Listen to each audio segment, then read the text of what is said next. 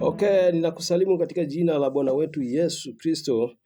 So moja kwa moja basi tunaendelea tena na kipindi kingine. Tunaendelea kupata elimu kidogo, tunaendelea kujielimisha juu ya gitaa halisi. Na leo tutaenda kufanya style nyingine tofauti kidogo.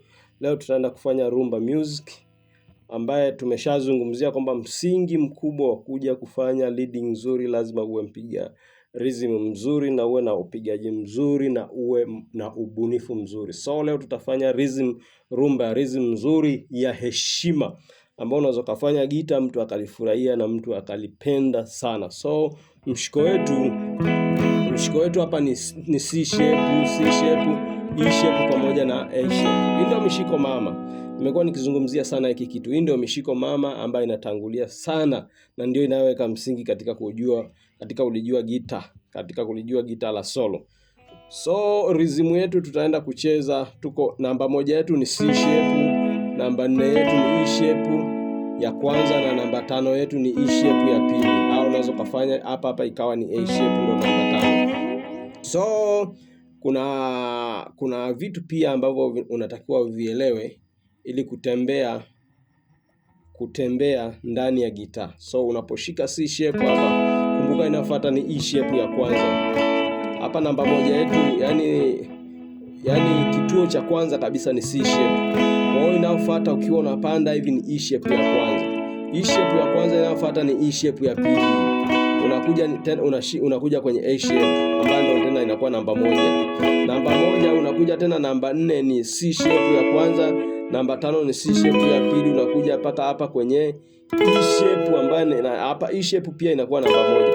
Sasa rhythm yetu tunaoenda kucheza tunaanzia hapa, tunakuja paka hapa kwenye E sharp.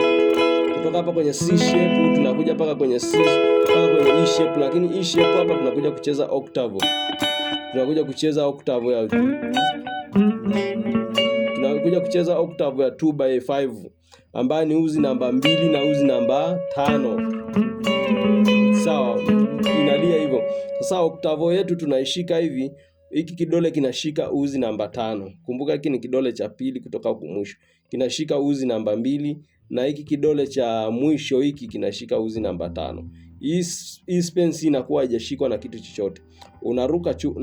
Unaruka flat moja, octave yetu inashikwa hivi. Sawa. Inalia hivi. Sasa utaanza kupiga kuanzia uzi, unaanzia uzi namba 5 ndio unafuatia namba 2. Sawa, ni kitu simple sana na ni rahisi. Kwa hiyo step ya kwanza utaanzia hapa kwenye E shape, utaifanya chord ya E shape. Yaani ni kitu simple tu, utafanya sawa. Sasa hapa utashika paka kodi nzima, yani kuanzia uzi wa 5, uzi wa 4, uzi wa 3 na uzi wa pili na uzi wa kwanza. Kwa hiyo utashika kodi kabisa paka uzi namba 5, uhakikishe ina sound. Hapa ni kwenye C shape. Unaishia kwenye uzi namba 2. Sawa. Kwa hiyo ndio step ya kwanza kabisa, unafanya sawa. Yaani ni rahisi kabisa, kienyeji kabisa. Unafanya lakini sasa unafanya kidogo cha kisomi.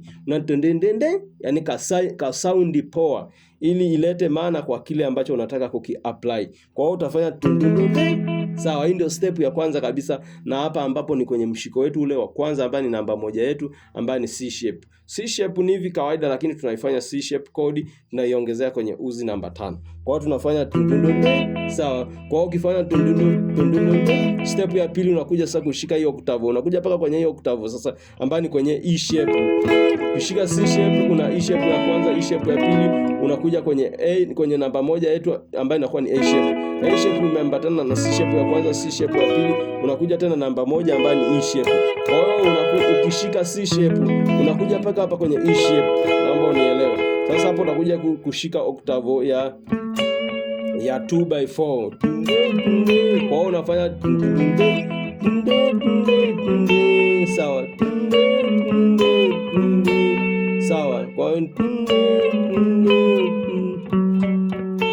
hapa nielewe vizuri sasa. Sawa. Kwa hiyo ni sawa. Hapa nyuzi vidole ambavyo vinafanya kazi ni hivi viwili tu, namba 5 pamoja na namba 2. Sawa, ni kidole hiki pamoja na hiki.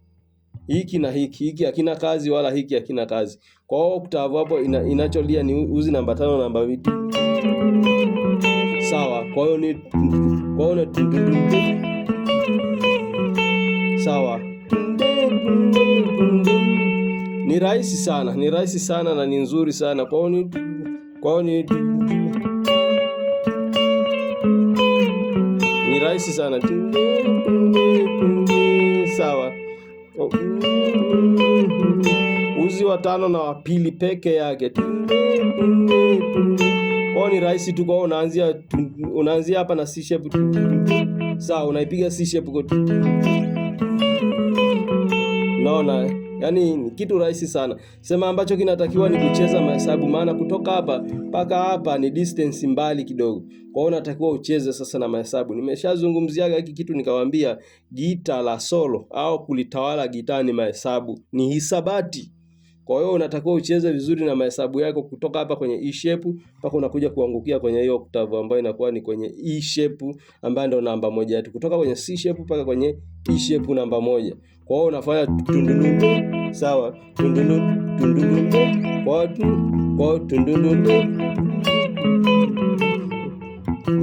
Sawa.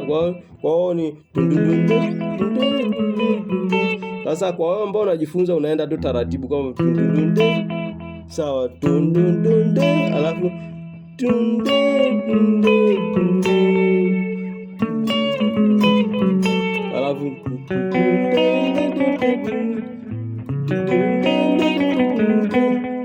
sawa. Kwa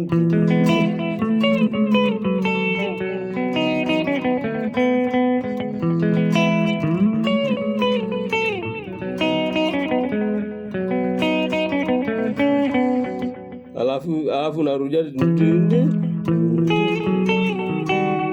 na hapa ni hivi. Kumbuka kila octave ya kwanza inayotangulia unakuwa umeshika hivi, alafu ya pili inakuja auruki. Yenyewe auruki. Hii ya kwanza unaruka, ya pili auruki na hii auruki. Sawa. Sawa. Kwa ni hivyo tu inaenda, ni simple, ni nzuri sana. Kwa hiyo unaanza. Kumbuka ya kwanza siruki, ya kwanza naruka. Nimeacha flat moja, alafu ya pili siruki. Yenyewe naunga hiki na hiki. Na tatu naunga. Sawa. Kwa ya kwanza naruka, ya pili siruki, na ya pili na tatu siruki, na kuja tena.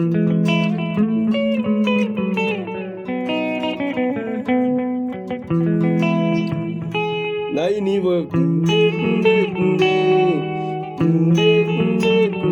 Yaani ni rahisi sana.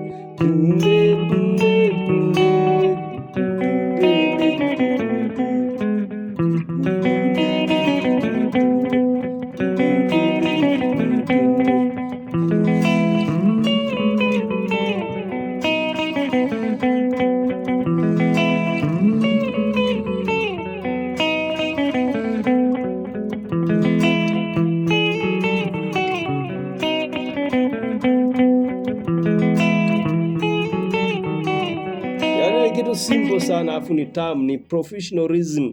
Yaani rhythm nzuri yenye uhakika na yenye nguvu. Yaani ukisikiliza wewe mwenyewe una feel yes, kuna kitu kinalia. Kwa hiyo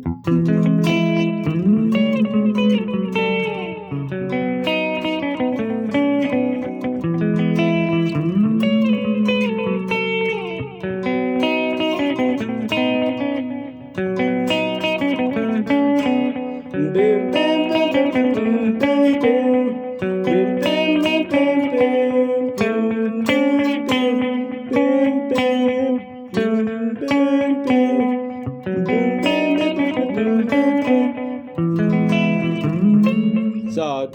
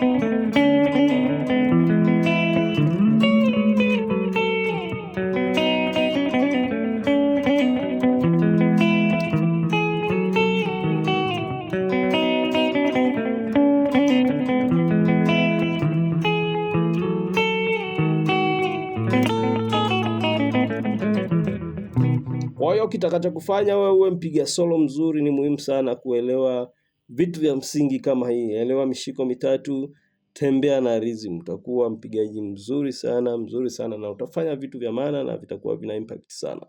So mimi sina mengi, niseme Mungu akubariki. Mungu aendelee kukutunza, endelea kupambana sana na mazoezi. Tuko pamoja sana. Tuko pamoja. Mungu akubariki.